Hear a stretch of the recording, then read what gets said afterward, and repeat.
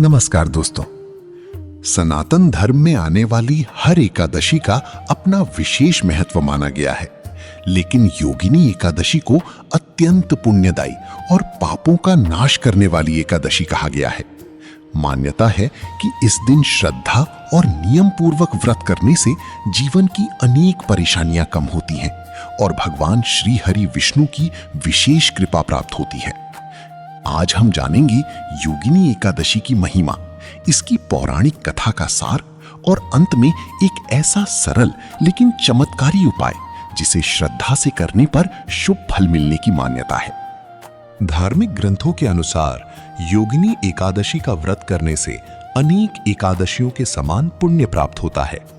ये व्रत मन को शुद्ध करता है, नकारात्मकता को दूर करने में सहायक माना जाता है और व्यक्ति को धर्म, सदाचार तथा भक्ति के मार्ग पर आगे बढ़ने की प्रेरणा देता है।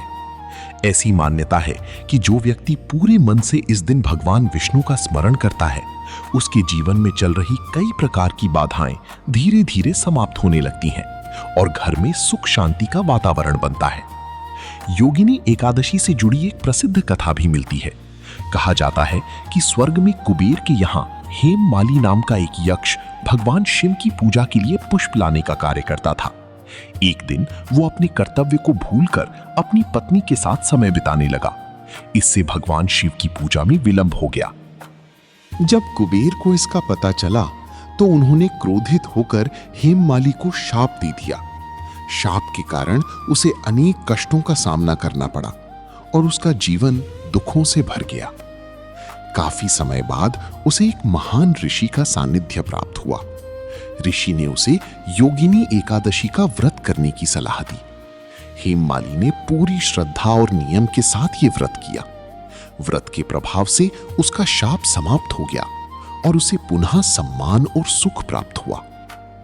ये कथा हमें सिखाती है कि सच्चे मन से किया गया पश्चाताप, ईश्वर की भक्ति और धर्म के मार्ग पर चलने का संकल्प जीवन में सकारात्मक परिवर्तन ला सकता है।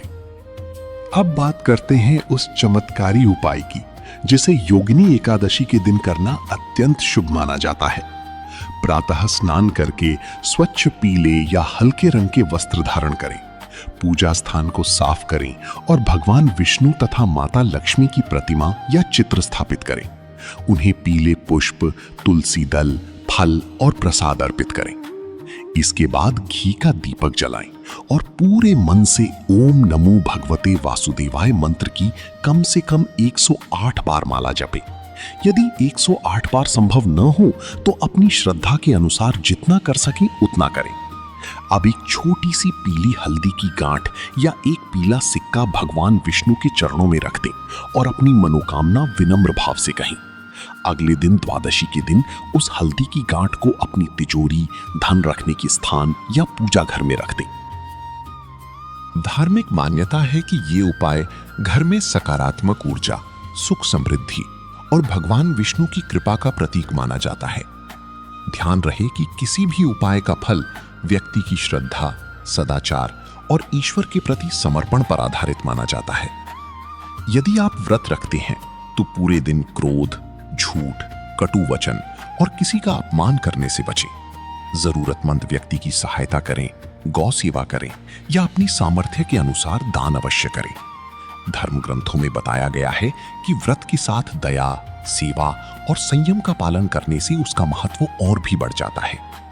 शाम के समय भगवान विष्णु की आरती करें, विष्णु सहस्त्रनाम या गीता के कुछ श्लोकों का पाठ करें।